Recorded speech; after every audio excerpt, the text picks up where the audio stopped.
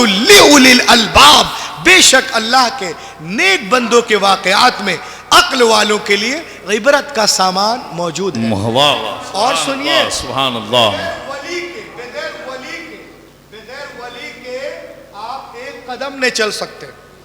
अभी मैं प्रैक्टिकल बताऊंगा, बगैर रहबर के एक कदम नहीं चल सकते। आप बोलेगे कैसे?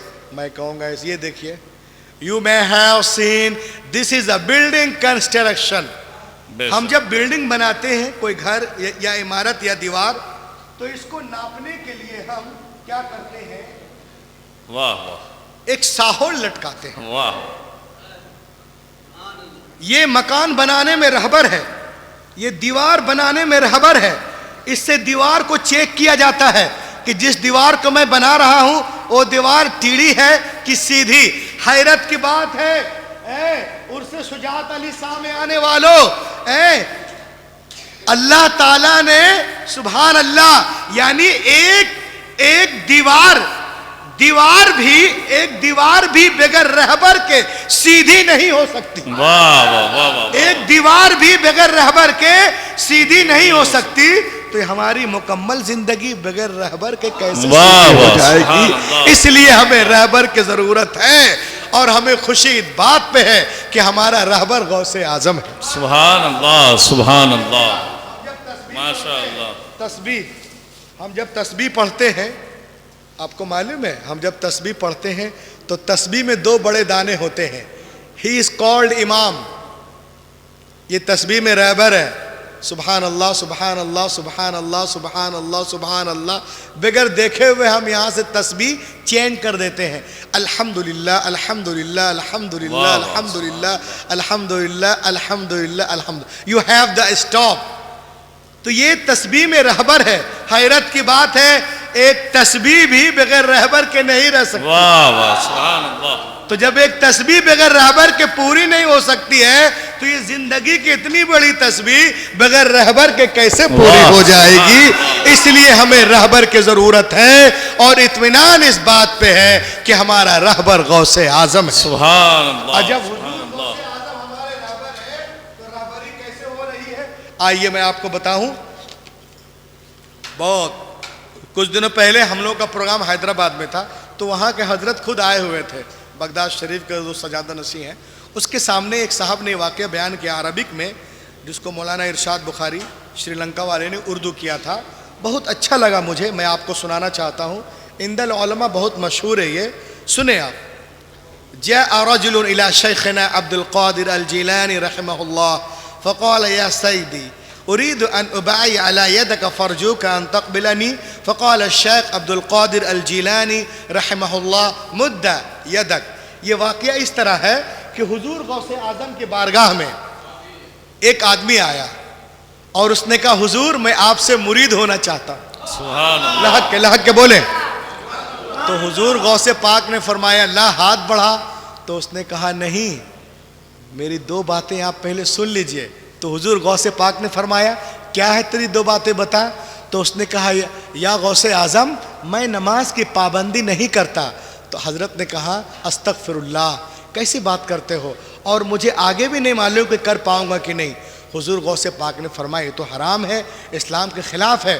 दूसरी बात क्या है? बोला, या गौस मैं जो है मेरा पेशा चोरी है, मैं चोरी करता हूँ। तो आपने कहा, ये दोनों काम इस्लाम में ख़िलाफ़ है, ये दोनों काम छोड़ दो तो मैं तुम्हें मुरीद करूँगा। उसने कहा, हुजूर यही तो वो दर है जहाँ बड़े बड़ों को आपने संवारा है, मुझे भी गुलामी में ले लीजिए। हुजूर गौसे पाक ने फरमाया, नहीं, जब तक आप ये दोनों काम नहीं छोड़ेंगे मैं आपको मुरीद नहीं करूँगा।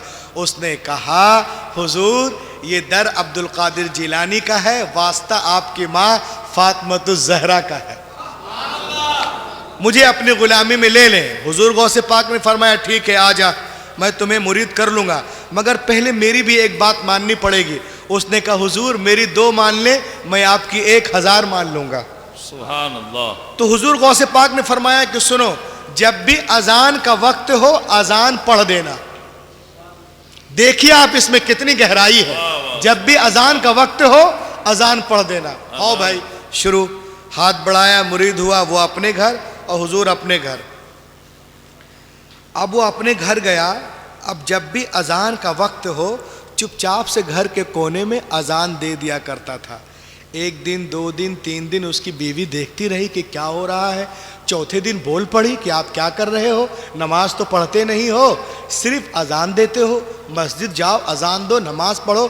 उसने कहा चुप रहो, शेख अब्दुल कादिर जिलानी से मेरा कंप्रोमाइज़ हुआ है सुभान अल्लाह। कि जब भी अजान का वक्त हो अजान दे देना। उसने कहा चलो वो तो ठीक है, मगर घर में गेहूँ, जैतून, रोगन, ये सब सारी चीज़ें ख़त्म है, इसका तो इंतज़ाम करो।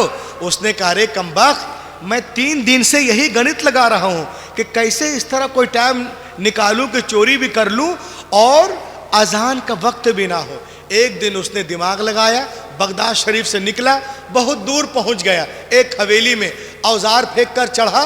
चढ़ने के बाद में दरवाज़ा खोला, एक दरवाजे में कई दरवाजे थे। अंदर गया तो देखा बहुत सारे माल पड़े हैं, हीरे जवाहरात। वो बोरे में भरने लगा, टाइम का पता ही नहीं चला। बोरा भर के जब वो दालान में आया कि रस्सा लगा के कूद जाऊं, उसे याद आ गया कि अजान का टाइम है शुरू। और मैंने शेख अब्दुल कादिर जिलानी से वादा किया है कि अजान का जब भी वक्त हो तो अजान दे दिया करना। उसने बोरे को वहीं रखा, बगल में वज़ू बनाया, कहा और अजान शुरू। आपको मालूम है जब अजान से फारिग हुआ तो क्या देखता है कि पूरा घर जाग गया, सुभान अल्लाह। पूरा घर जाग गया। अब ये पसीने पसीने हो गया, इधर ये पसीने पसीने हो गया, उधर गौसे आज़म जो है अब्दुल कादिर जिलानी अपने मुरीदों के साथ बैठकर मुस्कुरा रहे थे और फरमा रहे थे कि फंस गया, फंस गया। लोगों ने पूछा हुजूर कौन फंस गया? आपने फरमाया वो शर्त वाला चोर फंस गया। अब इधर ये इसने देखा कि अरे अब ये लोग सब उठ गए हैं, सब वजू बनाएंगे, अब मैं क्या करूं, मरता क्या ना करता। कहा चलो बहुत टाइम है, 2 रकात नमाज पढ़ लें, सुन्नत मुअक्कदा। नियत बांध कर खड़े हो गए, नमाज पूरी की। जब सलाम फेरा तो क्या देखता है कि पीछे 2 सफ लगी हुई है। सुभान अल्लाह। एक साहब आगे बढ़े और कहा हुजूर इजाज़त हो तो तकबीर कहूँ? सुभान अल्लाह। तो उसने कहा चुप रहो, चोर को तुम हुजूर कहते हो? कहा हजरत चोर किसी के घर में अजान देता है। वाह। आपका चेहरा बता रहा है, आपका चेहरा बता रहा है कि आप वली हैं, आपकी पेशानी जो है वो बता रही है कि आपकी निस्बत बड़ी मजबूत है। हुजूर नमाज पढ़ाए, सूरज निकलना चाहता है। हजरत आगे बढ़े, नमाज पढ़ा दिए और जब सलाम फेरा है अस्सलामु अलैकुम व रहमतुल्लाह, अस्सलामु अलैकुम व रहमतुल्लाह, तो पूरा घर खड़ा हो गया। कोई हाथ चूम रहा है, कोई नाक चूम रहा है, कोई कपड़ा चूम रहा है, कोई दामन चूम रहा है। ये सब देखा तो वो रोने लगा और हुजूर शेख अब्दुल कादिर जिलानी रज़ियल्लाहु अन्हु के घर के तरफ हाथ जोड़कर कहने लगा, मान गया शेख, मान गया गौसे आजम, मान गया, मान गया गौसे आजम, मान गया। एक वक्त अजान देकर नमाज पढ़ी है, पूरा घर एहतराम कर रहा है। अगर 5 वक्त नमाज पढ़ूंगा पूरा शहर एहतराम करेगा, सारा डगर एहतराम करेगा। जो हो ज़ौक़े यकी पैदा तो कट जाती है जंजीरें, निगाहे मर्दे मोमिन से बदल जाती है तकदीर। वाह वाह, सुभान अल्लाह। आप जानते हैं नमाज क्या है? क्या है? ये जो हमारी पूरी बॉडी है, ये जिस्म, इसका कंट्रोलर कौन है मालूम है? इसका कंट्रोलर है दिमाग। और दिमाग को कोई कंट्रोल करता पता है? दिल। और दिल को सुकून कहाँ मिलता है? और नमाज में सबसे अहम क्या है? सजदा। और सजदे में बंदा किसके करीब होता है? अल्लाह। अल्लाहु अकबर। तो जिसको मिल गया रब, उसको मिल गया सब। वाह, सुभान अल्लाह।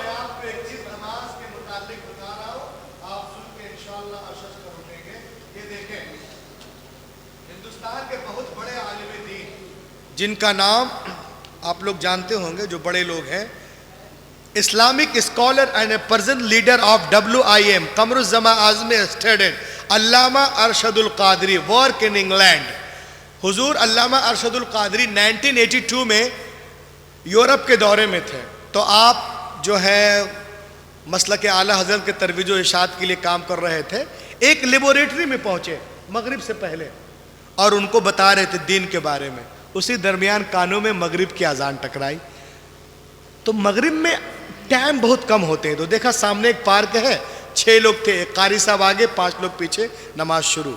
अब जब नमाज हो रही तो जो डॉक्टरों का बाप है एफ.एस. स्टोरेट, वो आया और उसने मुसलमानों को खड़ा होना, झुकना, उठना देखा। तो उसने कहा री इनका हर स्टेप वही कह रहा है जो हमारी किताब में लिखा हुआ है। अगर ये कल भी नमाज पढ़े तो इनके पीछे एक मशीन रख देना जो उस जमाने में होगी, मैं स्क्रीन पे बैठ के देखूंगा कि जब मुसलमान नमाज पढ़ते हैं तो इनके अंदर कोई चेंजिंग होती है कि नहीं। सुभान अल्लाह। आप यकीन जानिए, दूसरे दिन मशीन रख दी गई और उस पर लोग बैठे। मुसलमानों के नमाज को देखकर, उठना बैठना देखकर 18 लोग ईमान ले आए। सुभान अल्लाह। सुभान अल्लाह, 18 लोग ईमान ले आए। उनसे पूछा गया ईमान क्यों लाए, तो उन्होंने कहा सुनो, जब मुसलमान खुली उंगलियों के साथ कानों के लो तक हाथों को उठाते हैं और कहते हैं अल्लाह अकबर, तो अल्लाह ताला उनकी उंगलियों, कोहनियों, कंधों के अंदर जितने जरासीम बैक्टीरिया होते हैं अपने फजल से सबको खत्म कर देता है। और जब हम तिलावत शुरू करते हैं, तिलावत तो उसूले मखारिज 3 हैं। ये देखें, हम जब तिलावत शुरू किए उसूले मखारिज 3 हैं। कहाँ से हरफ निकल करके आ रहे हैं, हलक, लिसान, शफतान। का जब मुसलमान तिलावत करते हैं तो अल्लाह ताला हलक, लिसान, शफतान को रोशन कर देता है। और जब हम खड़े होते हैं तो क़याम के वजह से टांगों में कुव्वत पैदा कर देता है। और जब रुकू में गए तो जिस्म के तमाम मसल्स में जिंदगी की लहर दौड़ने लगती है। और जब हमने कहा अस्सलामु अलैकुम व रहमतुल्लाह, अस्सलामु अलैकुम व रहमतुल्लाह, तो वो रगें जो दिमाग से आके बॉडी को जा रही हैं, अल्लाह ताला उन रगों में खुश्की को दूर कर देता है, खून को दौड़ा देता है। हैरत की बात है, माइकल जैक्सन ने कहा नमाज में सेहतमंद जिंदगी का राज है। माइक टायसन ने कहा नमाज में सेहतमंद जिंदगी का राज है। मोहम्मद अली किले ने कहा नमाज में सेहतमंद जिंदगी का राज है। यूसुफ यूहन्ना ने कहा नमाज में सेहतमंद जिंदगी का राज है। हैरत की बात है, तुम आज कह रहे हो 1400 साल पहले मेरे आका फरमाते हैं कुम फसल्ली फइन्ना फिस्सलाति शिफा, उठो नमाज पढ़ो, बेशक नमाज में शिफा है। फैलाए हुए गोशे दामाने तजस्सुस, साइंस मोहम्मद का पता पूछ रहे। वाह, सुभान अल्लाह, सुभान अल्लाह, माशाअल्लाह। वो रिसर्च में आपको बता रहा हूं, 2 मिनट के अंदर तेजी में देखें आप।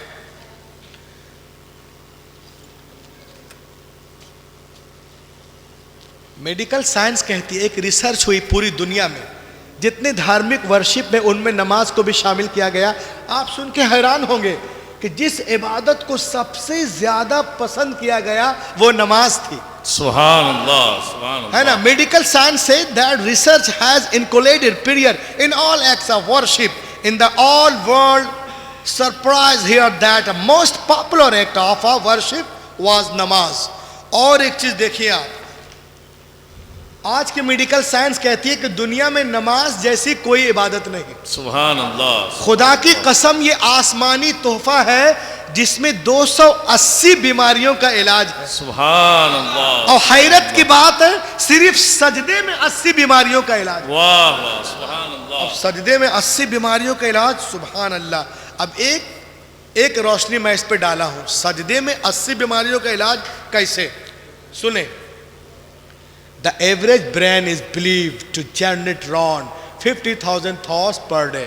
हर इंसान के दिमाग में रोजाना 50,000 थॉट्स आते हैं। कितने? 50,000। 50,000, जिसमें 70% बगैर काम के हैं और 30% काम के हैं। यानी 30% पॉजिटिव हैं और 70 नेगेटिव हैं। अब ये डेली 70 जरूरत से ज्यादा इसमें जमा। अब हो क्या रहा है, मौलाना साहब की बातें अच्छी नहीं लग रही हैं, अजान अच्छी नहीं लग रही है, घर में कोई अच्छा नहीं लग रहा है, कोई दीन का बात कर रहा है तो अच्छा नहीं लग रहा है, ये अच्छा नहीं लग रहा, वो अच्छा नहीं लग रहा। क्यों? ये ज़रूरत से ज़्यादा है जो इसमें आ गया, उसके वजह से टेंशन है। अल्लाह ताला ने अल्लाह ताला ने ज़मीन के अंदर ग्रेविटेशनल पावर दिया है, ज़मीन के अंदर खींचने की सलाहियत है। अल्लाह ताला चाहता है कि जो ज़रूरत से ज़्यादा है हम जब सजदे में जाएं तो ज़मीन ट्रांसफ़र कर ले, सुभान अल्लाह। ज़मीन खींच ले, ज़मीन खींच ले। अब हम करते क्या है, क्या करते हैं, हम सजदे में गए, ये सुभान अल्लाह, सुभान अल्लाह। सजदे में गए और ज़मीन खींच रही थी। वाह। इस सब बीमारी को, tension, problem, hesitation, brain haemorrhage, सब तमाम बीमारियों को, और हम कच्चा पक्का 3 मरतबा भी सुबह सही से सुबह में सुबहान रब्बियल आला अगर मखरज से बोलेंगे तो कुछ टाइम लगेगा, सुबह सुबह सुबह, और फट से उठा दिए। तो ज़मीन तो खींच रही थी, आपने डिस्कनेक्ट कर दिया। वाह। देखिए वो सो रहे हैं दादा, माशा। दादा इसको देखिए, ज़िंदगी के मिराज है। हम सजदे में जाते हैं, सजदे में गए और अल्लाह ताला हमारी बॉडी को बनाने वाला, वो जानता है कहाँ क्या करना है नहीं करना है। हम गए सजदे में, तो नमाज अंबिया की सुन्नत भी है, रसूल की आंखों की ठंडक भी है, और इससे अल्लाह ताला राज़ी होता है, आखिरत भी बनती है और सेहत भी अच्छी रहती है। सुभान अल्लाह, सुभान। अब हम सजदे में गए और ज़मीन खींच रही खींच रही खींच रही, हम फौरन उठा लिए, 3 ही मरतबा भी सही से नहीं बोले, फट से उठा लिए। रहो परेशान, जाए डॉक्टर के पास, पटना जाओ, एम्स जाओ, दिल्ली जाओ, बम्बे जाओ, अल्लाह की कसम जिसको खुदा शिफा नहीं देगा उसे दुनिया का कोई डॉक्टर ठीक नहीं कर सकता। बेशक, सुभान अल्लाह, सुभान अल्लाह। शिफा तो रब्बे कायनात देगा ना कि डॉक्टर देगा।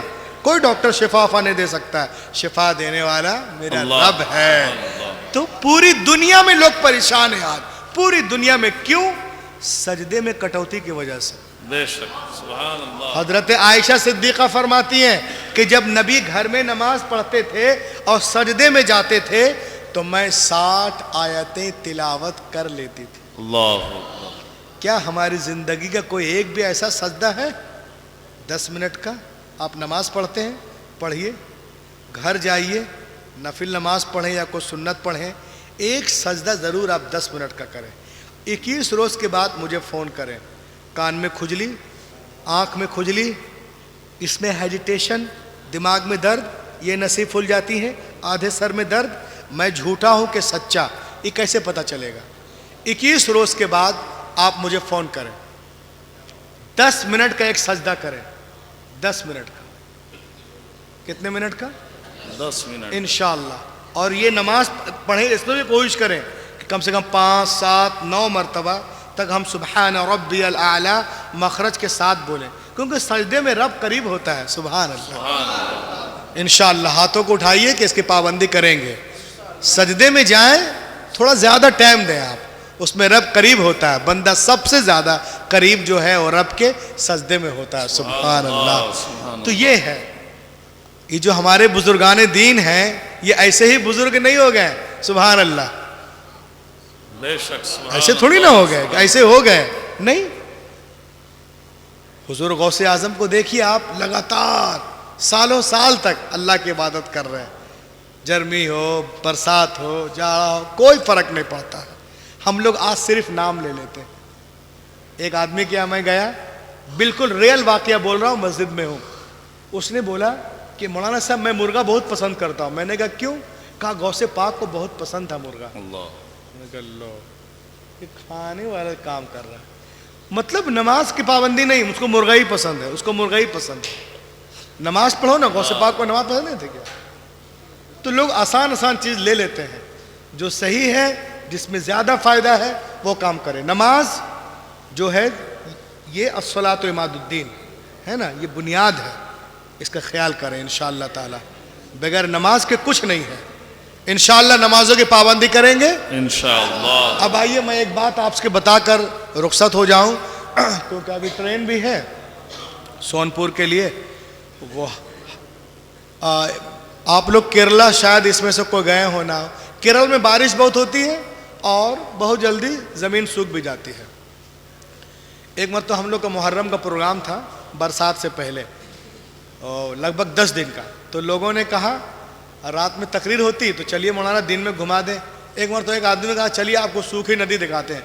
तो मैंने कहा बिहार, बंगाल, मध्य प्रदेश में सूखी नदी बहुत होती है, वैसे ही यहाँ भी होगी, चलो भाई दिखा दो। अब मैं जा रहा कहीं नदी में, मैंने कहा कहाँ नदी है? बोला यही तो नदी है, आप नदी में चल रहे। मैंने कहा अरे मैं बाबा कब सो गया, नदी में चल रहा हूँ। तो बोला ये ज़मीन है। मैंने कहा बोलना क्या चाहते हो? कहा अभी 6 महीने के बाद या 3 महीने के बाद इसमें इतना पानी हो जाएगा मौलाना कि एक हाथ ही डूब जाएगा। मैंने कहा क्या बोलना चाहते हैं? कहा कुछ दिनों पहले की बात है, स्टार्टिंग बरसात में कुछ बच्चे यहाँ से एग्ज़ाम देने के लिए बाहर गए तो पानी इतना था, चले गए कपड़ा उठा करके, लेकिन जब वो 21 रोज़ के बाद वापस आए तो पानी हाथी के बराबर था। 4 बच्चे, उनको दरिया पार करना, उस गांव से इधर आना। एक कश्ती, एक बूढ़ा बैठा हुआ था। उन लोगों ने कहा हमें बैठाएं और उस तरफ पार करें, बैठ गए। आजकल के बच्चे ट्यूशन, टेंशन, ईम जीम फीम, आलिम उलमा हुजूर के पास बैठते नहीं हैं, दुनियादारी में लगे रहते हैं। बहुत उनके अंदर ना तहजीब है, ना अखलाक है, ना सीरत है, कुछ नहीं सिखाया नहीं, कोई तरबियत ही नहीं है। इल्ला माशाअल्लाह कुछ लोग होंगे, क्योंकि बाप जब घर आता तो पूछता बेटा ट्यूशन गया था? Yes papa. जू गया था? Yes papa. वहाँ गया था? हेल्थ? हाँ वहाँ गए थे। एक को मरतबा नहीं पूछता कि मस्जिद गया था, किसी आलिम के पास बैठा था। एक मरतबा भी कोई बाप नहीं पूछता है। 100 में 2 पूछ लेता होगा। मैं भी बाप हूँ इसलिए मैं बोल रहा हूँ। आगे देखिए आप, अब वो 4 लड़के किश्ती में बैठ गए। अब उस बुढ़े को पका रहे, वो जो ज़ईफ बैठा हुआ। एक ने पूछा दादा आपको साइंस आती है? उसने कहा ये क्या होता? मैं नहीं जानता हूँ। कहा अरे इतने साल के हो गए और तुम साइंस नहीं जानते? तुम्हारी 10% जिंदगी बर्बाद हो गई।